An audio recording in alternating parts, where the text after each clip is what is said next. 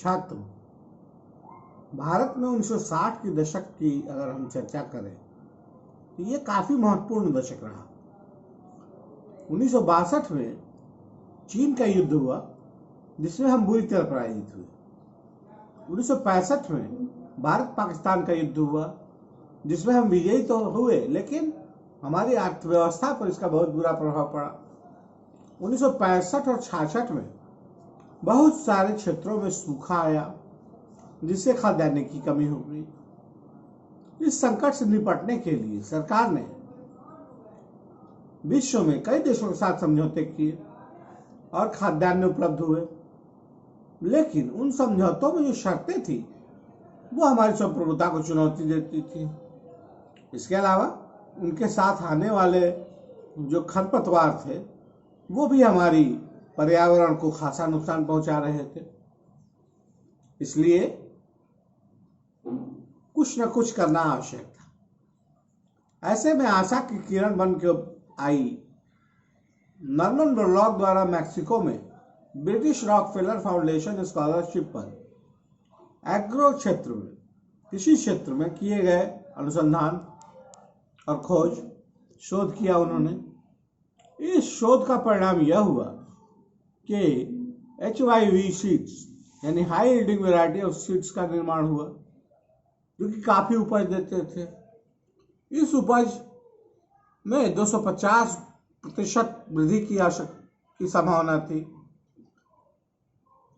इसमें HYV seeds के अलावा chemical fertiliser, controlled irrigation, weedicide, germicides, pesticides और क्रेडिट स्टोरेज और डिस्ट्रीब्यूशन के प्रॉपर कॉम्बिनेशन से खाद्यान्न की कमी दूर की जा सकती थी। तो यह जो तकनीक भारत ने 1965 के बाद अपनाई, क्योंकि 1965 में मैक्सिको और ताइवान आदि अन्य देश भी इस तकनीक को अपनाकर काफी लाभ उठा चुके थे, इसलिए भारत ने इस तकनीक का इस्तेमाल करने का निर्णय किया। इससे खाद्यान्न के क्षेत्र में अभूतपूर्व क्रांति आई जिसे हम हरित क्रांति या ग्रीन रेवोल्यूशन के नाम से जानते हैं।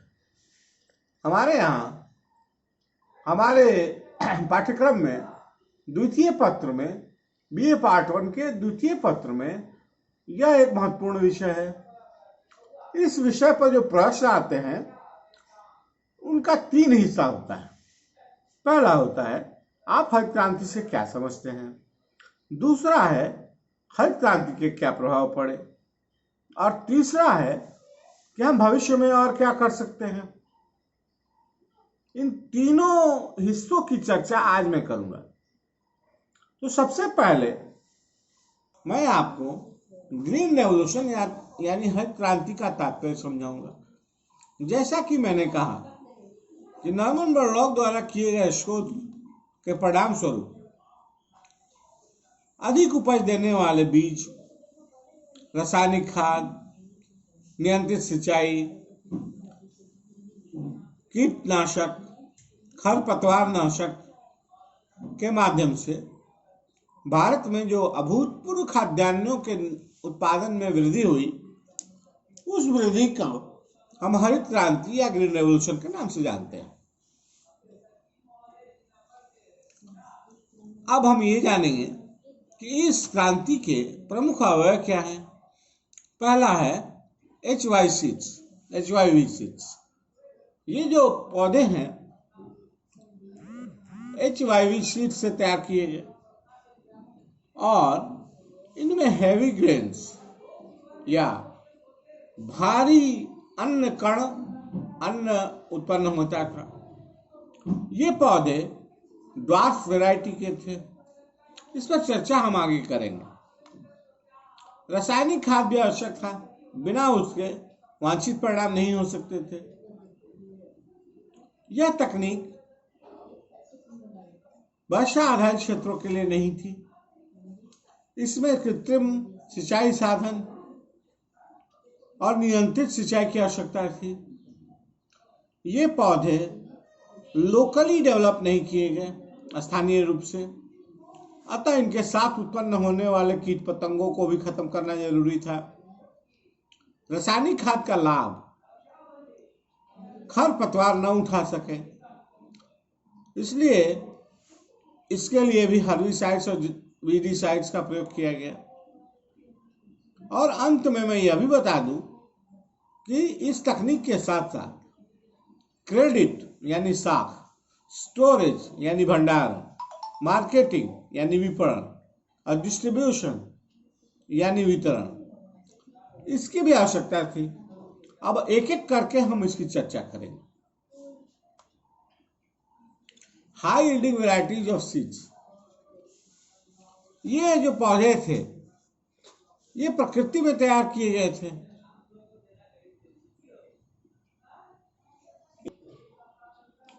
इसके विभिन्न हिस्सों पर पोषक तत्व पहुंचाना आवश्यक था। विभिन्न हिस्सों का मतलब क्या हुआ? पौधे की पत्तियां, उसके तना और उसके जड़ आदि। ये पौधे बौने थे, परंपरागत पौधों से छोटे थे। इनसे उत्पन्न होने वाले खाद्यान्न ज्यादा अपने अंदर वर्थ रखते थे, मोटे हुआ करते थे, जिससे ईल्ड काफी बढ़ गई, उपज काफी बढ़ गई। और ये पौधे नॉन फोटोसिंथेटिक थे। नॉन फोटोसिंथेटिक का मतलब क्या हुआ? नॉन फोटोसिंथेटिक का मतलब यह हुआ कि इन पौधों के लिए सन रेज या सूरज की किरण की आवश्यकता नहीं होती थी। तो ये थे कुछ तत्व high yielding varieties of seeds के लिए। केमिकल फर्टिलाइजर्स यानी रासायनिक खाद, इनके बिना अधिक उपज पॉसिबल नहीं थी, संभव नहीं थी। इसके अलावा इनका एक पर्याप्त मात्रा में इनका प्रयोग किया जाना चाहिए, ये सफिशिएंट होने चाहिए। और ये जो परंपरागत खाद था, गोबर खाद या कंपोस्ट जो हम बाद में प्रयोग किया जाता था, यह बड़े क्षेत्र पर अप्लाई किया जाता था, इसका प्रयोग होता था। और उस बड़े क्षेत्र में जितने भी बीज थे सब तक उसका पोषक तत्व पहुंचता था। लेकिन केमिकल फर्टिलाइजर जिन पौधों के लिए बनाया गया है उन्हीं के बीज तक वो पहुंचता था और वहीं वो पोषक तत्व देता था। अतः इसलिए यह भी जरूरी था। और इसके जो मेन कंपोनेंट्स थे इस खाद के, वो थे यूरिया यानी N, नाइट्रोजन, फॉस्फेट P और पोटास K, NPK। इस तीन कॉम्बिनेशन से, जिसको बुआई के समय भी दिया जाता था, बाद में सिंचाई के बाद भी काफी उपज में वृद्धि हुई। कंट्रोल्ड इरिगेशन अर्थात नियंत्रित सिंचाई। ध्यान देने योग्य बात यह है कि ये पौधे प्रकृति पर आधारित नहीं थे, यानी वर्षा आधारित नहीं थे। इनको बिना बाढ़ वाले क्षेत्रों में ही उपजाया जा सकता था। और चूंकि वर्षा से इनका काम नहीं चलता था, अतः कृत्रिम साधन उत्पन्न किए जाने थे, कृत्रिम साधनों का प्रयोग किया जाना था। और ये बहुत बड़ी मात्रा में जल की आवश्यकता होती थी इन पौधों के विकास के लिए। उदाहरण स्वरूप बता दें कि 1 केजी राइस के प्रोडक्शन के वृद्धि के लिए 5 टन जल की आवश्यकता होती है। तो ये काफी ज्यादा जल इनको चाहिए था और समय समय पर चाहिए था, कंट्रोल्ड चाहिए था। इसलिए कंट्रोल्ड इरिगेशन या नियंत्रित सिंचाई, कृत्रिम सिंचाई अति आवश्यक थी। अब हम आते हैं कीटनाशक यानी पेस्टिसाइड्स एंड जर्मिसाइड्स।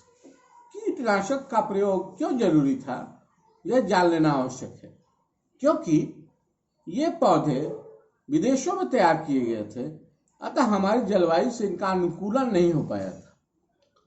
जो घरेलू पौधे थे वो यहाँ के कीट पतंगों से अनुकूलित थे, लेकिन ये पौधे अनुकूलित नहीं थे। अतः इनके लिए कीटनाशकों का प्रयोग आवश्यक था और ये कीटनाशक लैब में तैयार किए जाते थे, यानी रासायनिक थे। केमिकल हर्बिसाइड्स एंड वीडिसाइड्स, ये खाद जिसका इस्तेमाल, रासायनिक खाद जिसका इस्तेमाल इस तकनीक में किया जाता है, वह काफी महंगा था और इसका प्रयोग लिमिटेड किया जाना था, ताकि अगर उस क्षेत्र में खरपतवार होंगे तो उन तक भी पोषक पहुंचेगा और वो पोषक तत्व का शोषण कर लेंगे और निर्धारित बीजों तक नहीं पहुंचेगा। अतः इन खरपतवार को भी मारने की आवश्यकता है, इसलिए इसके लिए भी केमिकल हर्बिसाइड्स और वीडिसाइड्स का प्रयोग किया गया। Credit, storage, marketing and distribution, अर्थात साख, भंडारण, विपणन और वितरण। जैसा कि मैंने चर्चा किया कि जहां कृत्रिम सिंचाई साधन उपलब्ध हों वहीं यह तकनीक इस्तेमाल की जानी होती है। अतः जिन क्षेत्रों में वर्षा अधिक होती है और वहां बाढ़ की संभावना होती है, वहां इनका प्रयोग उचित नहीं होता। ऐसे क्षेत्र भारत में पंजाब, हरियाणा और पश्चिमी उत्तर प्रदेश में। तो ये इन क्षेत्रों में जब हम जानते हैं कि भारत में किसान काफी गरीब है, तो उसको संस्थागत ऋण की व्यवस्था करनी आवश्यक थी। इसके लिए बैंकों, व्यावसायिक बैंकों और सरकारीकरण आवश्यक थी। 1969 में बैंकों का राष्ट्रीयकरण किया गया। इसका एक उद्देश्य कृषि क्षेत्र में साख उपलब्ध कराना भी था। दूसरी बात स्टोरेज की, मैंने जैसे कहा खास क्षेत्रों में ही वृद्धि हुई और बहुत अधिक वृद्धि हुई, इतनी अधिक कि किसान अपने उपयोग से ज्यादा उत्पन्न करने लगा। अपने उपभोग के लिए आवश्यक वस्तु को रखने के बाद भी उसके पास बहुत ज्यादा अन्न था। अतः इसके लिए, और इसका प्रयोग एक साथ नहीं किया जा सकता था, अतः इसके लिए बफर स्टॉक, जो किसान की उपज को समर्थन मूल्य पर खरीदने के बाद तैयार किया जाता था, वह भी 3 गुना बढ़ गया और इसके लिए भी भंडारण की व्यवस्था करनी थी। मार्केटिंग, किसान तक वास्तविक लाभ पहुंच सके, इसके लिए विपणन आवश्यक था। और चूंकि पूरे भारत में यह अन्न उपलब्ध नहीं था, खास क्षेत्र में उपलब्ध था, इसके अन्य क्षेत्रों तक पहुंचाने के लिए रोड कनेक्टिविटी, बाजार की व्यवस्था, भंडारण की व्यवस्था और गरीबों तक अनाज पहुंचाने के लिए पीडीएस, पब्लिक डिस्ट्रीब्यूशन सिस्टम। तो ये जो credit, storage, marketing and distribution है, ये भी साथ साथ चलने चाहिए, तभी भारत को, पूरे भारत को वास्तविक लाभ मिल सकता है।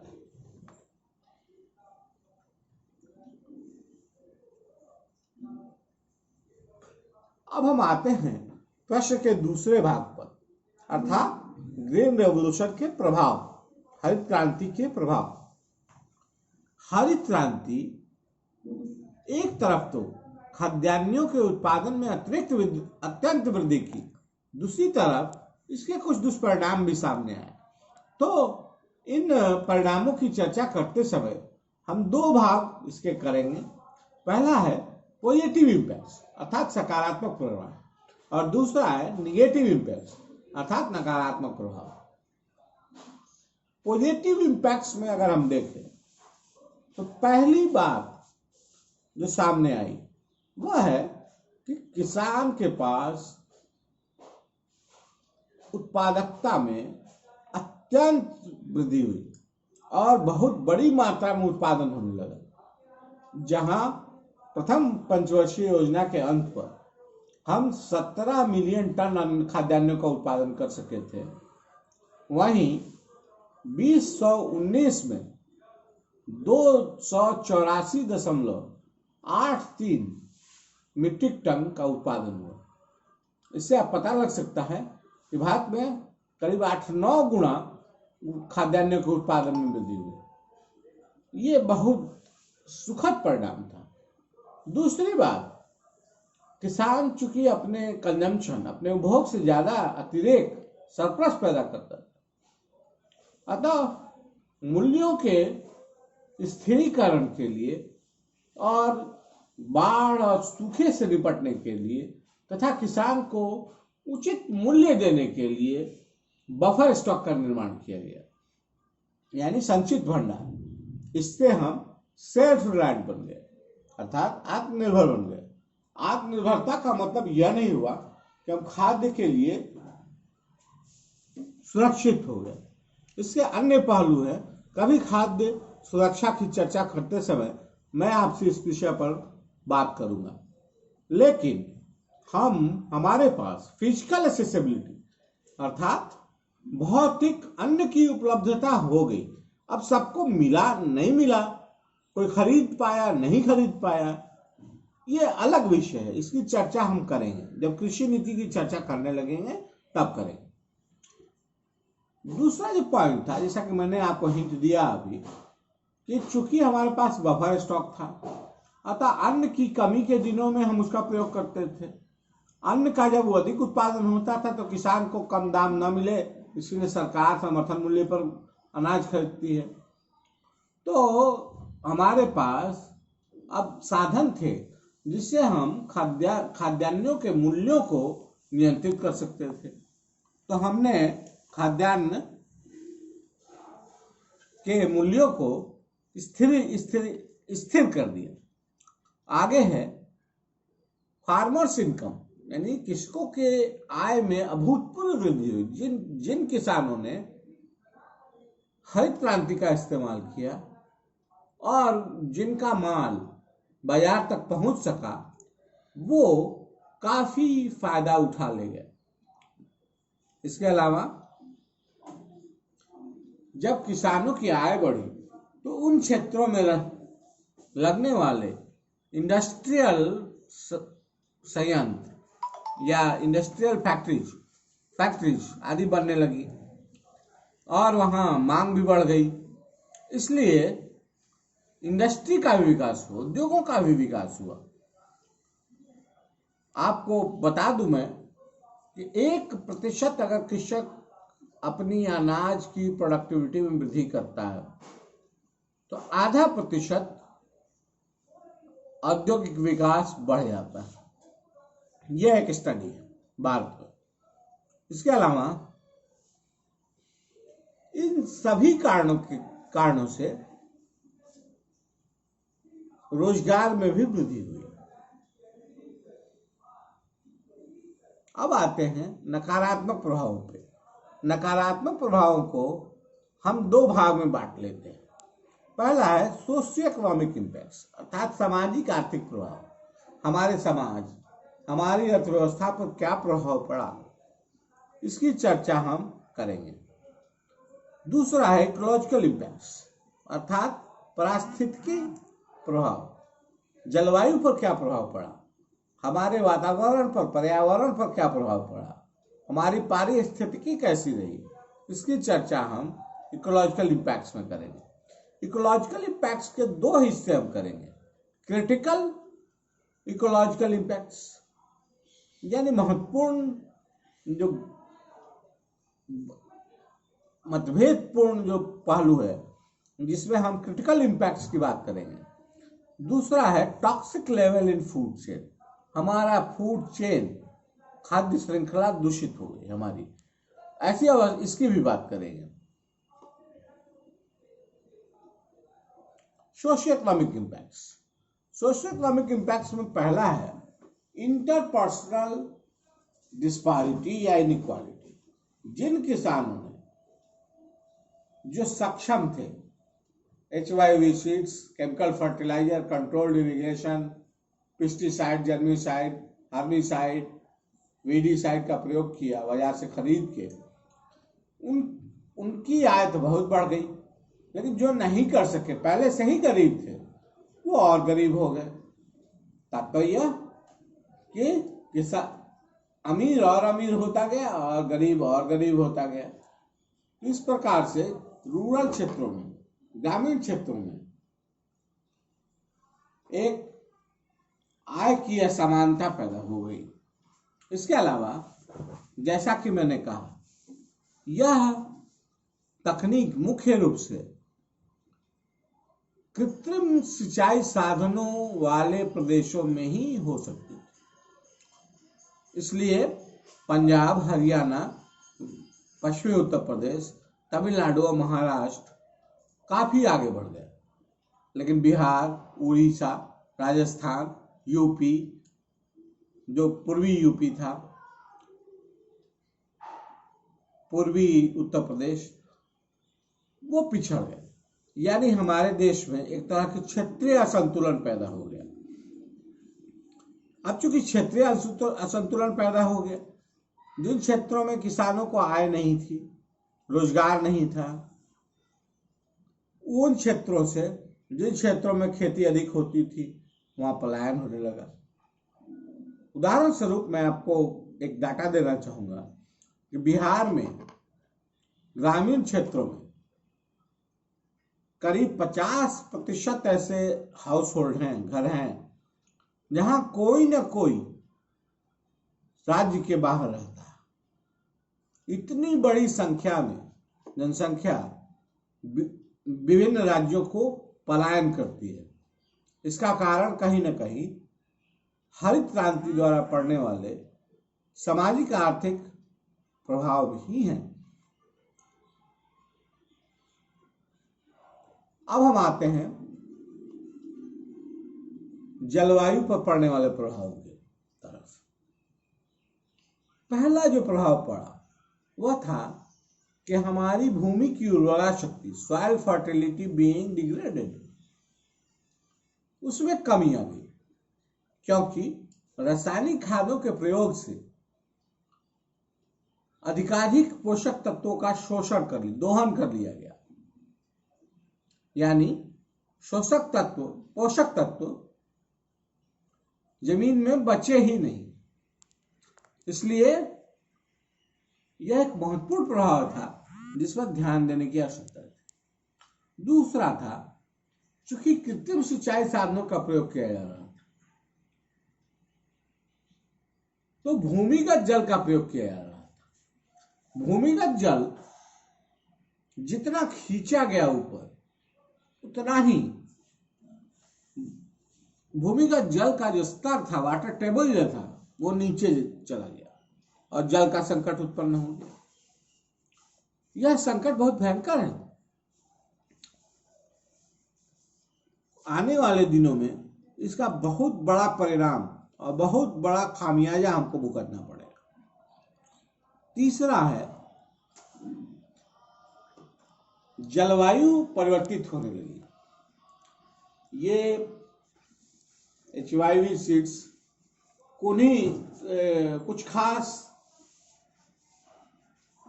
फसलों के लिए बनाए गए।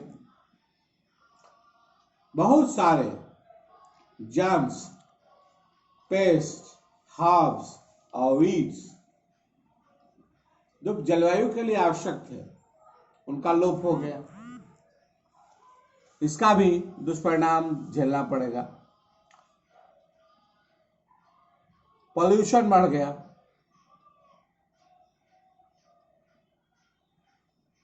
नए क्षेत्रों में कृषि करने के लिए ऐसे क्षेत्रों का भी इस्तेमाल किया जाने लगा जहां कृषि उपयुक्त नहीं थी। जंगल काटे जाने लगे, जिससे तरह तरह की समस्याएं उत्पन्न हो गई।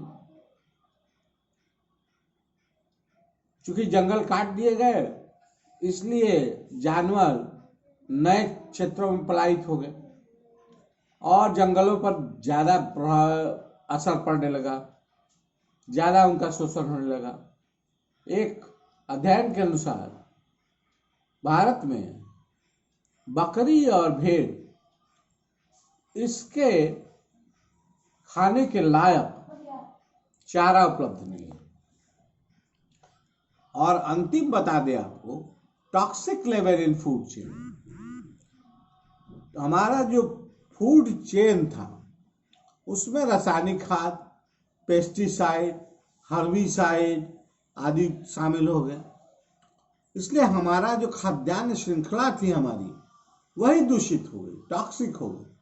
आज जिस करीब 90% खाद्यान्न दूषित, जिसका असर हमारे स्वास्थ्य पर भी पड़ेगा, जलवायु पर भी पड़ेगा। तो ये सारे बुरे परिणाम हमको देखने मिले। अब सवाल यह है, जो तीसरा हिस्सा है प्रश्न का, वह है कि हम भविष्य में क्या कर सकते हैं। तो पहली बात, हमको सतत विकास की पद्धति अपनानी पड़ेगी, यानी सस्टेनेबल डेवलपमेंट, सस्टेनेबल एग्रीकल्चर। ऐसी तकनीक का प्रयोग करना पड़ेगा जिससे भूमि की उर्वरा शक्ति बची रहे, ताकि भविष्य में भी उसका प्रयोग किया जा सके। इसके लिए वर्मी कंपोस्ट, ऑर्गेनिक खेती और करके वास्तविक हरित क्रांति लानी होगी। जिस हरित क्रांति की हम चर्चा कर रहे थे, वो वास्तविक हरित क्रांति नहीं थी। कुछ समय के लिए तो लगा कि जैसे हम लोग काफी अच्छी स्थिति में हैं, लेकिन अध्ययनों ने, एक्सपर्ट्स के ओपिनियन ने, रिसर्चर्स ने, मीडिया ने जब इन बातों को सामने लाना प्रारंभ किया, जलवायु पर पड़ रहे, पर्यावरण पर पड़ रहे प्रभावों का अध्ययन किया, तो यह पता चला कि यह तकनीक हमारे लिए कितनी खतरनाक हो सकती है। हमको एक सदा हरित रहने, सदाबहार खेती की तरफ बढ़ना है। जलवायु में हो रहे परिवर्तन और उनके भविष्यवाणी, फोरकास्टिंग, पूर्वानुमान से अब हम क्लाइमेट स्मार्ट एग्रीकल्चर की तरफ बढ़ रहे हैं, जो कि एक बहुत ही सराहनीय कदम है। इस प्रकार हम हरित क्रांति पर पूछे जाने वाले प्रश्नों का उत्तर दे सके हैं। आशा है छात्र इससे लाभ उठाएंगे।